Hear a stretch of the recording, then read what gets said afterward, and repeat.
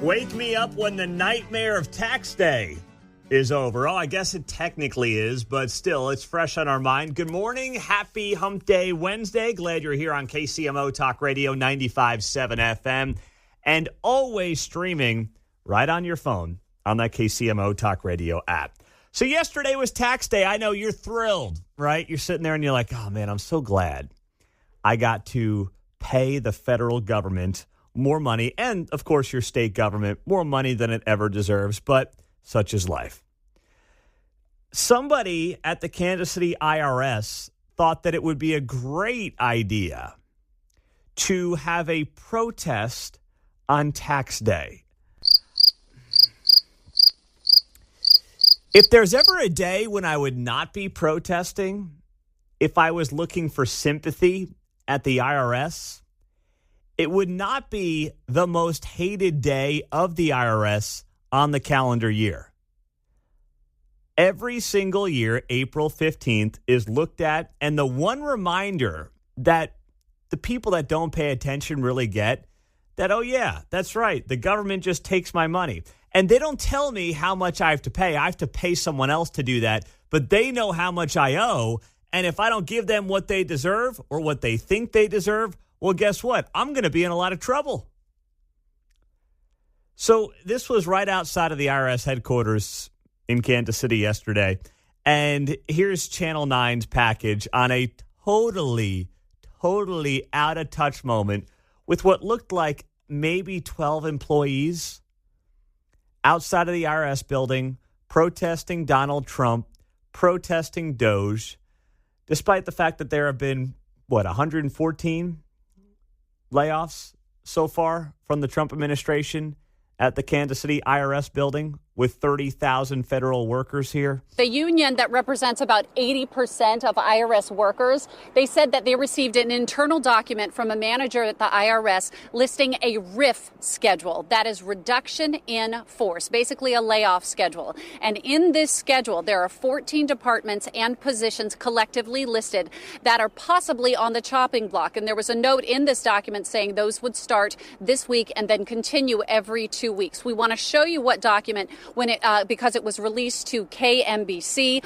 Some departments listed with a high designation would experience the first layoffs, and it appears to have two phases. Now, the workers rallying today say they're constantly anxious about the RIFs, and they've received no communication about possibly losing their jobs. Welcome to the real world. I don't know if I have a job, so I think I'm going to walk out. Yeah, that'll help you keep that gig. Yeah, they don't usually give you a lot of heads up when you're getting laid off. And trust me, you're in the right place talking to three media guys, okay, where it's kind of sadly par for the course. They don't give you a lot of heads up like, hey, John, Mark, Pete, just so you guys know, the show's going to get blown up in about 2 weeks. Yeah, you get that. Hey, I don't go in this office much. Yeah. Oh, I haven't seen you since the office party. Oh. Spoken Sign like this. Somebody who has experienced that once or twice. 6. Oh, okay. Yeah. And, Mark obviously has experienced it as well. I mean, it's par for the course in this industry. And I promise you, there's no schedule they put out saying, Bob's getting laid off Tuesday, John's getting laid off Wednesday, Pete on Thursday, and Mark on Friday. That's not usually how it goes. So this dramatic package being drawn out by KMBC, I'm not really giving Channel 9 a hard time, but I'm sitting here and I'm saying to myself, this is so over-dramatized. It's so out of touch with the American worker, and they're not garnering the sympathy out of this stuff that they think they are. They say at any moment their positions could be eliminated or absorbed into another department, but at lower pay. They want more information from their managers.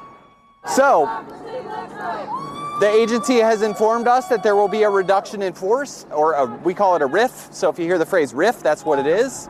But we're hearing a lot more from the news than we are from our agency, which is not usually how it goes.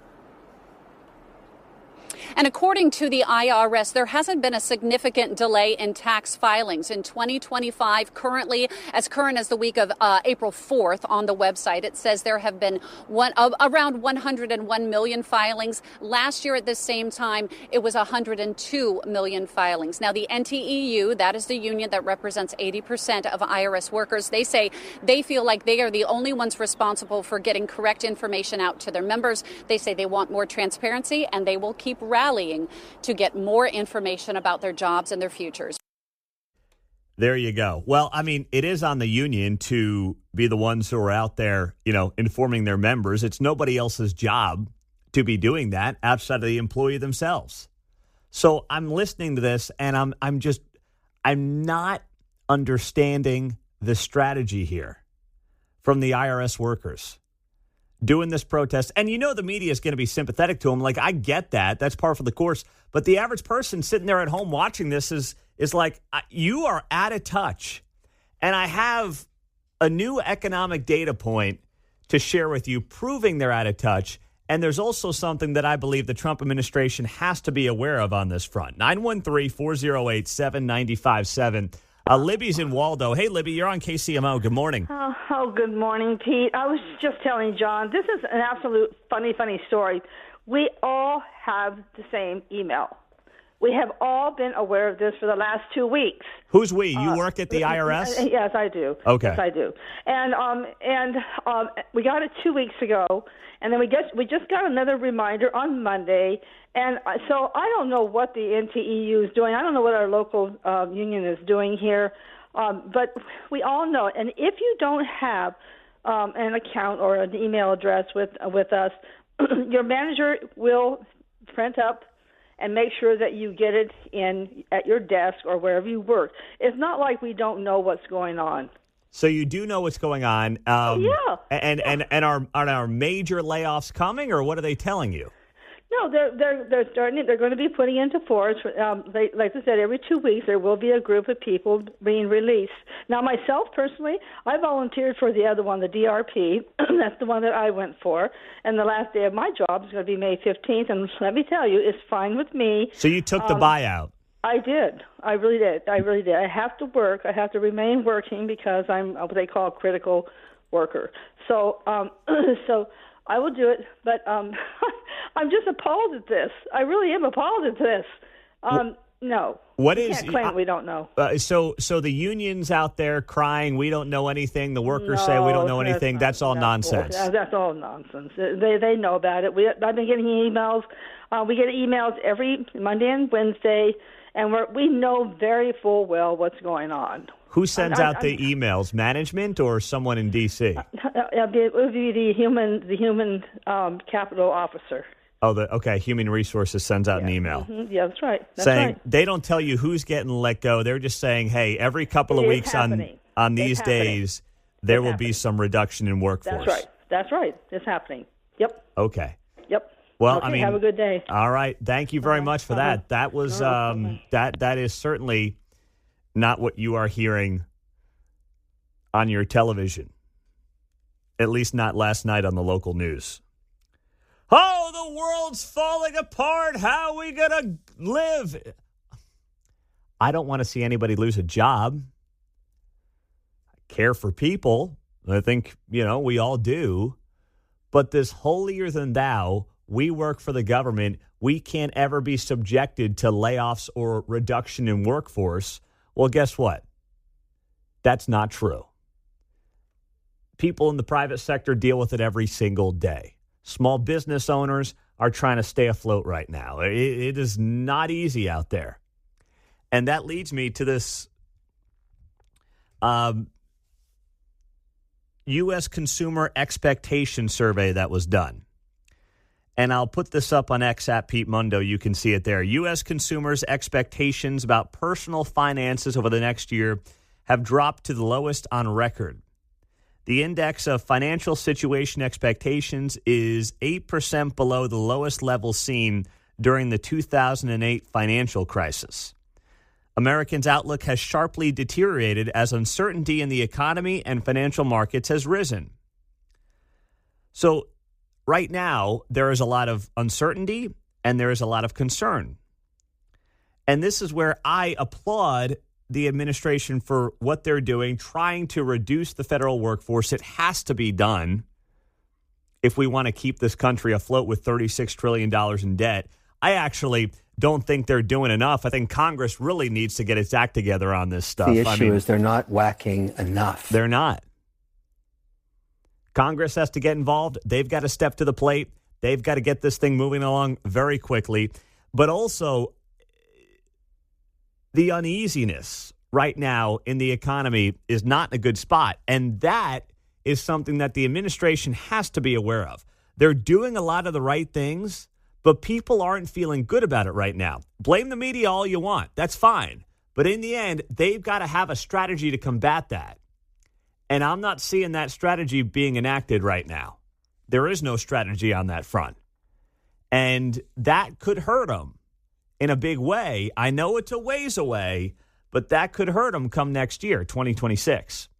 913-408-7957. Speaking of Congress, we will have Mark Alford, Missouri congressman, coming up in studio in just over 15 minutes from now. There is going to be a lot to get to with him on 95.7 FM KCMO Talk Radio. And did you see who's back in the saddle? First time we've heard from the guy in months.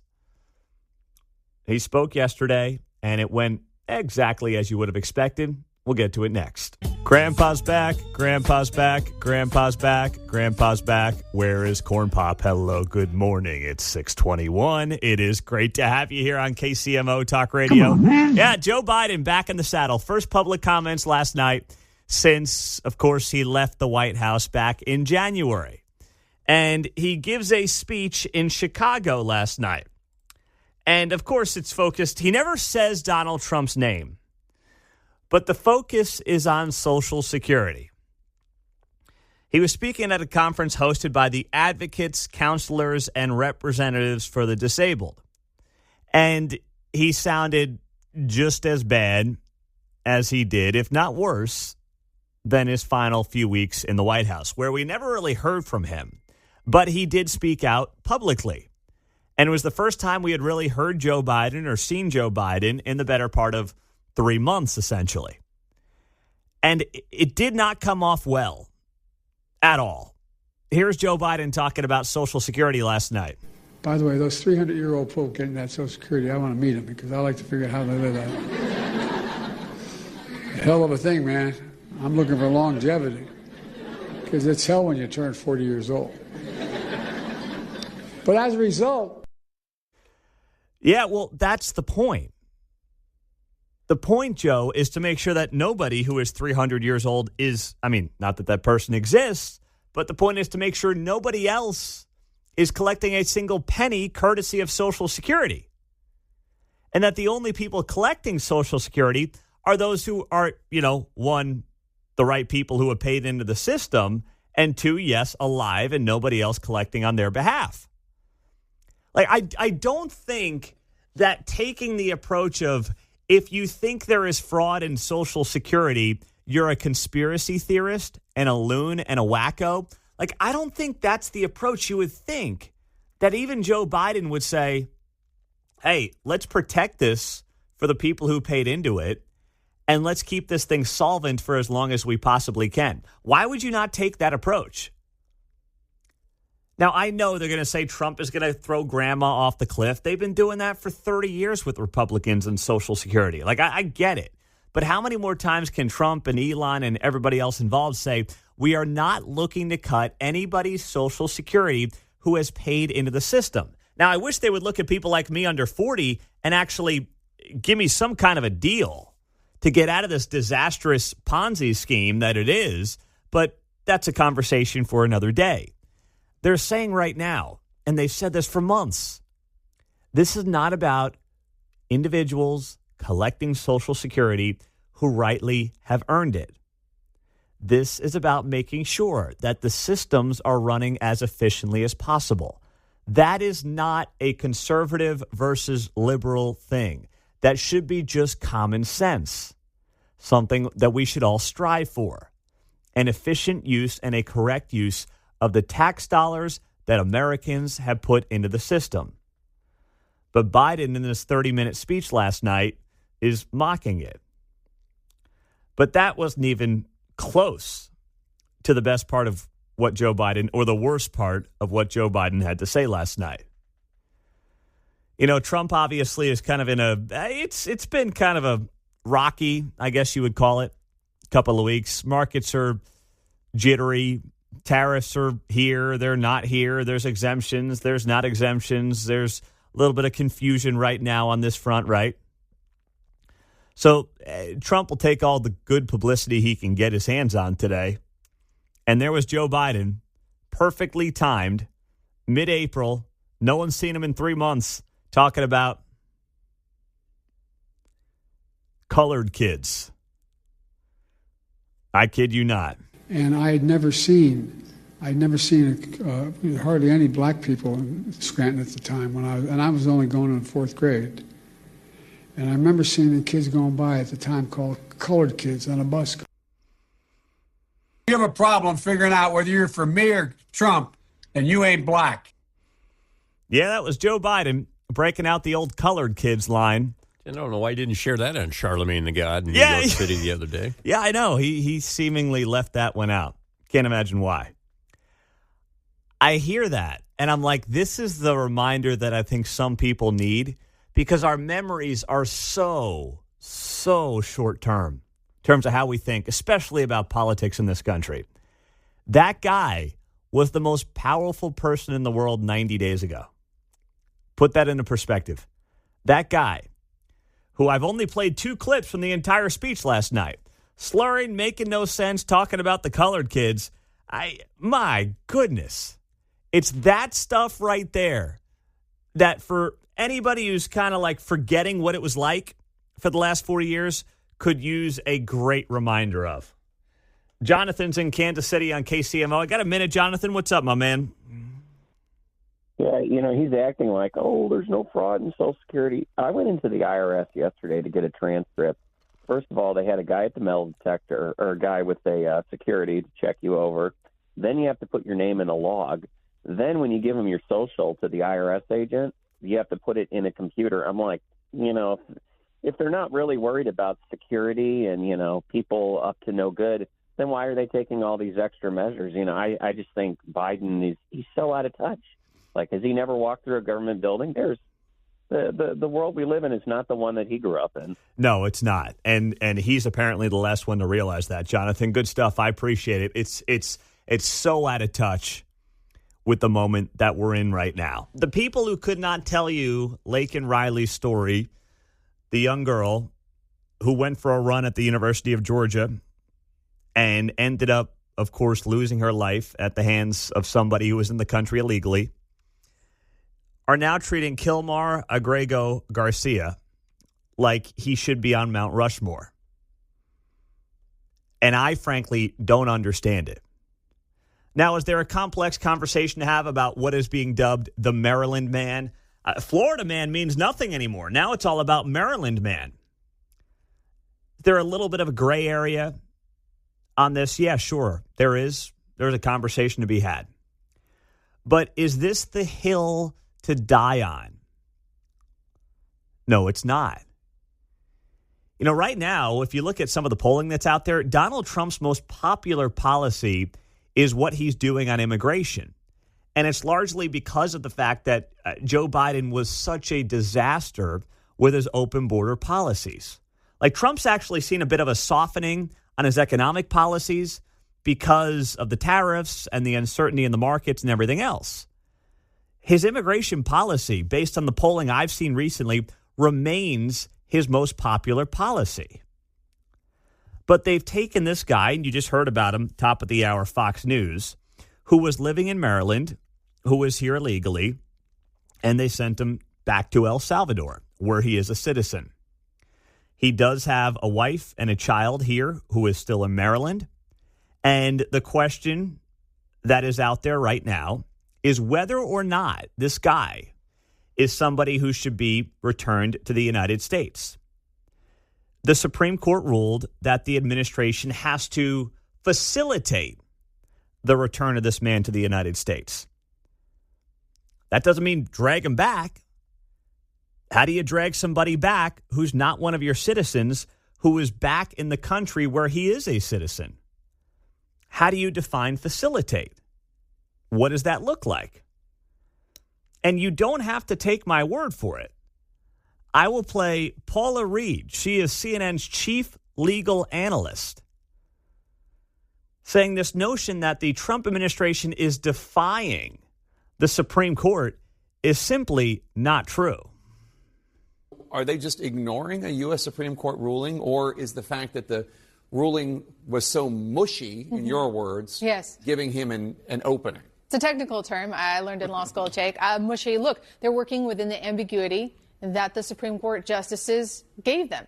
They did not order the administration to return him to the United States. They said that they need to facilitate this return. They could have said, we order him returned, but they didn't do that. So you heard the Attorney General. She was being very careful in the Oval Office when she was asked, would you help? She says, of course we'd provide a plane, right? Thereby facilitating whatever El Salvador is doing. The Supreme Court appeared to defer to the executive branch, given that this is an international matter. And you see, yes, it does look a little bit like a semantic game, but they are playing within the bounds of what the Supreme Court ruled. So no, they are not defying this order.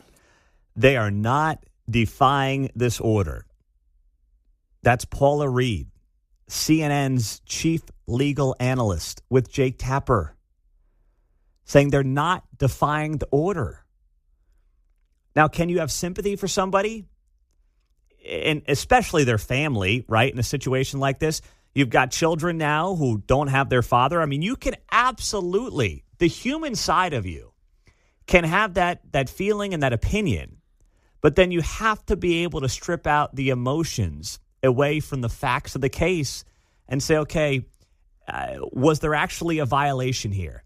Can you separate the emotion from the facts? But of course, when you're talking about MSNBC and many in legacy media on this front, they're not interested in doing that. That's not part of the game that they want to be playing right now. In the battle between liberals and conservatives, and I won't say Republicans, Democrats, liberals and conservatives, the liberal always likes to bring up the one exception as if that were to disprove the entire process. So that's the gameplay here. We're looking for the one exception. Well, we've got to scrap the whole thing. Well, yeah, that's a good point. When we bring it up as a conservative and say, hey, well, it's just the one guy here was like, what's such a small number? Yeah. So we need to remind them that the Maryland man is such a small number. It's one man that they have put on a pedestal, right? That's what they've done with this guy. They have propped him up on a pedestal, despite the fact that you do have district courts prior to all this who said he had ties to MS-13, one of the many gangs that have been running rampant in especially urban cities on the East Coast and the West Coast. Now, is there a due process element of this that makes people uneasy and even makes me a little uneasy? Yeah, sure. I will absolutely concede that. I get it. That's one part of this I do understand. But it's amazing that when it comes to the idea of due process, boy, the people who are most outraged right now about due process for someone who is not a citizen certainly didn't feel that way when you talk about some of the accusations and prominent cases that have been out there over the years. I don't know, Brett Kavanaugh comes to mind. Guy's sitting on the Supreme Court right now. And it was like, no, you got to take this crazy lady at her word on something that happened 35 years ago. And if you don't believe her, well, you're an awful person and, you don't believe all women. During the COVID times, did anyone care about due process during that time frame, or was that just kind of like do what we tell you to do, and if you don't do what we tell you to do, you're trying to kill grandma? Was there due process in that? Yeah, not so much. So you tell me. It's amazing how suddenly the concern of due process is something that for a lot of these folks is a new concept to them. 913-408-7957. And that's the hypocrisy that is just really, really bothering me over the last week or so on this front. And I can't get it out of my head. 913-408-7957. That's our text line and our studio line on KCMO Talk Radio, 95.7 FM, and streaming on the KCMO Talk Radio app. Let's go to Oak Grove. Derek, good morning. You're on KCMO. Hey, I was just wondering if you had evidence that the people on the plane to El Salvador had a criminal history. The people on the plane to El Salvador had a criminal history. Yeah, are they violent criminals? That's who they said they're going to be deporting, right? Yes. Well, that's part of it. They were the first ones to go. But no, not necessarily. They didn't say only violent criminals were going to be deported. That's not true. Are they showing evidence that those people have a criminal history or not? Showing evidence to who? To a court, to the American people. Do you want personal evidence in Oak Grove, or I'm just trying to get a handle on what you're looking for exactly. Well, you can look up criminal proceedings, yes. So, or like for the Maryland man, he's accused of being an MS-13. Do you know the specifics of that? Because I know a little bit about that. Oh, well, why don't you share that? But yes, a couple of district courts, obviously, and judges had said that they believed there were MS-13 gang ties. The cop that was like the informant on that, is he still a cop or is he in some trouble? So you're saying now the cop in the case from several years ago, because he may have a credibility issue. Why don't you tell me what the evidence is in this case? Derek, I'm just going based off of what district court judges have said. I mean, if you want to share something else that you know, yes, I do. Please do it. There was a stay on his deportation because they were still going over the evidence. Was there not? That was the clerical error that, Stephen, I can't think of his name right now. Stephen Miller, is that it, right? He admits there was a mistake with deporting him, and then he said there was a mistake to admit there was a mistake. Okay, so what would you like to see happen? What's your plan here? Well, I don't think that we should spend $6 million to have them house people in this prison that we're not sure aren't violent criminals. Like, if we're sending people away that are just here working, they have a family and a kid, how is that a benefit to us or the economy to pay money to house that guy in prison whenever we could just actually, document him and have him pay taxes? So, that's a fine point to make. Just state your opinion and great. Make the argument. That's cool. That's good, man. I think we could have done that. Thank you. I appreciate the call. Anything else you got for me? I was just, so is that your opinion that they shouldn't do due process on these guys? No, I said the due process angle is the gray area of the entire thing. Right? That's what I literally said during the monologue. If there's a gray area, that's the gray area. The due process is, yes, a gray area of the entire conversation. I said it in the first 5 minutes. But what the administration is doing is trying to clean up the entire mess from the last 4 years when you had 10 to 15 million people come in. And now we've got one guy with a clerical error, as you called it, and as we know to be the case. And there is a gray area on what exactly his background was, whether or not he was involved with violent gangs in this country. And this is now the great martyr of the moment. And I'm not going to fall for that hook, line, and sinker either. 913-408-7957, 716. It is good to be here on KCMO Talk Radio, 95.7 FM. We're always streaming on the KCMO Talk Radio app. China now facing tariffs of up to 245% on imports to the U.S., up from 145% as a result of retaliatory actions. So this just breaking here in the last few minutes. Now, early this morning, U.S. stock futures had a big bounce, and that came after China says it's open for talks if Trump shows respect and names a point person. I'm sure that'll go over well in the White House. Show some RESPICT. So the Dow futures, S&P futures, everything is more or less even. Well, no, NASDAQ's off 250 points with an hour till the opening bell. S&P's off 1%. Dow is basically even on the day. But once again, the markets do not know what to do. So the S&P futures had surged. This was like 3 hours ago, early this morning, on a report of China being open to talks with President Trump. And then suddenly that basically reverted. Why? Well, the report came from Bloomberg. And who is the source that Bloomberg used? This is just classic media. A person familiar with the Chinese government thinking. Who is that? Is that Nancy Pelosi? Like, who's the person with familiarity of the Chinese government thinking? Is that what's his name who was sleeping with Fang Swalwell out in California? Like, who's their source? He was sleeping with a Chinese spy as a sitting congressman. Suddenly, and then the markets were like, okay, we got to pump the brakes on this. We can't overreact to a report from Bloomberg that says somebody with inside knowledge of the Chinese government thinking now says they have agreed to talk with Donald Trump. And then Trump comes out this morning in the last few minutes and says China's tariffs are now up to 245% on imports to the U.S. as a result of their retaliatory actions.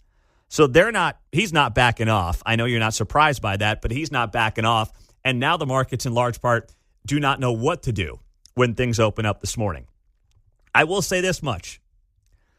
Jim Cramer also putting this out, CNBC Mad Money.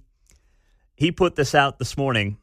As I said in my painful Sunday think piece for club members, NVIDIA, one of the Magnificent Seven stocks, NVIDIA has become a meme stock, and it has to be cut back. Don't say thanks for telling me now because club members got the whole call. Well, when Jim Cramer says something is overbought and overpriced, I'm buying more of it because the guy's history is as such where he's seemingly always wrong. Oh, that's his MO at this point. The guy's wrong more than he's right. He's a great entertainer. He's good on CNBC, but his track record is not exactly impressive on a lot of his big bets and a lot of his big predictions. So Chiefs and Royals put out statements yesterday about this new possibility, at least for the Royals, of re-exploring a North Kansas City site.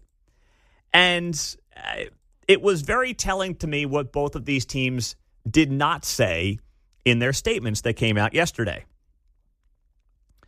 So, and don't forget, as Channel 41 noted, this process is now 879 days old for the Kansas City Royals. It was November 15th of 2022 when they said we're leaving the K, John. ABC started a series with Ted Koppel called Nightline when there were hostages in Tehran, Iran. There we go. And that blossomed into the whole TV series. They started that as a little thing, so this could become something really big. We could have something going here. You're right. So here's the Royal statement yesterday on this new news that North KC is back in the mix. And also, they put out this statement in response to this video that was uploaded by the Greater Kansas City Chamber of Commerce that was like, keep the Royals and Chiefs in the region. I'll just play a snippet of that, and then I'll give you the statement from the teams. Greater Kansas City's business and civic organizations are united in a singular mission to ensure the Chiefs and Royals remain in our region for decades to come. But time is not on our side. Which is why we urge our state and local leaders across the region and both teams to work together to create solutions that offer viable options for growth and success into the future. All right, so that's a little bit of that statement. It was about a minute-long video.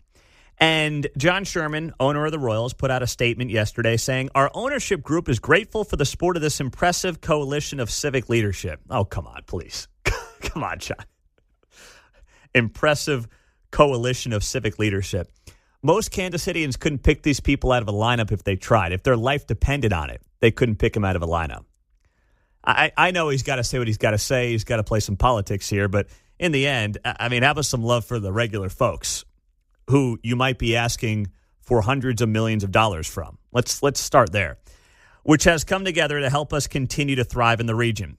Greater Kansas City is our team's home. For our fans, our partners, and our Major League community, we want to keep it that way. I will give John Sherman this. Regardless of what you think of the crossroads, the going on 900 days of doing all this insanity, no matter what you think of any of that, you have to give John Sherman this. He has not been the owner who has gone out there and said, screw this, I'm going to Nashville. He hasn't threatened it. He has never used that kind of leverage. Obviously, Kansas decided it wanted to be in the mix, and he's appropriately handled Kansas's interest and used it a little bit for leverage, as any business person would. But he has not, to use a baseball analogy, taken his ball, gone home, and thrown a fit. He hasn't done that. And that is admirable. He wants to keep this team here desperately. Of course, he wants a deal to do it. But 900 days in, he has not said anything about any other city or any other region outside of Kansas City. Now, Clark Hunt also put out a statement on this video yesterday. And his statement said, our family and our organization are certainly thankful to see the support from local civic leaders in Kansas City. The Chiefs have called this our home for more than 6 decades, and we have made countless memories alongside generations of Chiefs fans. Working with our partners and community leaders, we remain committed to continued growth and success of our entire region. He didn't say Kansas City. He didn't say the state of Missouri. He said our entire region, which obviously leaves the door open to the Chiefs looking to the Kansas side of the state line. That's how you read between the lines on what Clark Hunt said in that statement there. And once again, that's a fine thing to say because that offer obviously is on the table. Is it this incredible offer, can't miss opportunity that, of course, some on the Kansas side have made it out to be? No, and that's because it's not. And I think deep down, both teams know that, or they'd be in Kansas. They'd be breaking ground right now. They want to make it work on the Missouri side for business reasons, for economic reasons. I know, Final Four this, Super Bowl that. Do you make a move like this for a chance at one Super Bowl? Maybe you do. I don't know. I mean, I don't know what's in the Hunt family's hearts. I have no idea. But that's obviously a question that's part of the conversation here. Do you give away what you have for one potentially incredible game and incredible week? I never believed that Kansas City is going to be in the rotation for regular Final Fours. I just don't think that's ever going to be the case. But both of these teams are just basically saying, thanks, we appreciate it, and let's see what happens. But now we know they've got about 2 months here to get this thing done. Because the June 30th deadline for the Star Bond offer in Kansas did not get extended in the Kansas legislature. So to the legislature's credit in Kansas, I've been really critical of them, kicking off and starting this border war and then saying, we're just here to help. I will say I give them credit where it's due when it comes to not extending the Star Bond offer, because we could be sitting here in a year doing the same old dance. And they could have done that. They could have said, you know what, we'll extend the offer on these Star Bonds for the two teams till 2026. And they did not go down that road. So even they're like, all right, guys, if you're playing us, we want to know soon. If this is not real, we want to know soon. We're not going to allow you to just use us for leverage and kick the can down the road when it comes to your dealings with Missouri. We're not going to do that. So they have put their foot down to an extent. Now, coming up today, Kevin Keatsman is going to have an amazing conversation with a lifelong Jackson County resident and attorney named Phil Lavoda. And Phil has been approached about being an interim replacement for Frank White, the Jackson County executive, until 2026. He says he's focused on saving the teams and will leave politics to the others. He also says he will be the furthest right Democrat in Jackson County in a long time. He's got a deep history in Jackson County, and this will be an interesting subplot to what's going on with the teams, because obviously whoever the county executive is going to have a big role in all this as the recall Frank White effort continues to move along. So that's coming up 10 o'clock, Kevin Keatsman, uncanceled. Trump says he has the strongest soul in the history of U.S. presidents. Good soul, great soul, good guy. So I look forward to that conversation. Speaking of Guy Benson, he is coming to Kansas City on June 12th. We're going to be out there at Boulevard. We'll do a show, a meet and greet, pictures with Guy. I'll be out there. Keatsman will be out there. It will be a fantastic event, and you can buy your tickets now at KCMOTalkRadio.com. You can buy a table. You get a discount when you buy a table. So we got room for maybe another 100 people, if that. It's selling pretty fast. So if you want to get in the mix, go to KCMO.com, KCMOTalkRadio.com. It's the first thing you see. It's called the first 147 of 47. That's a playoff of Donald Trump, number 47.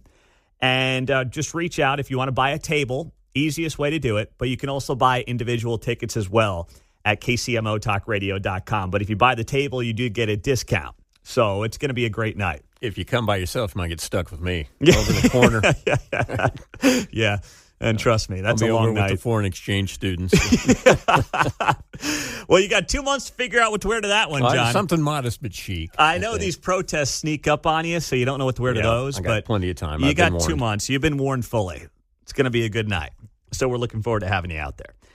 So more people are bringing lunch to work, according to the Wall Street Journal, which is a bad economic indicator.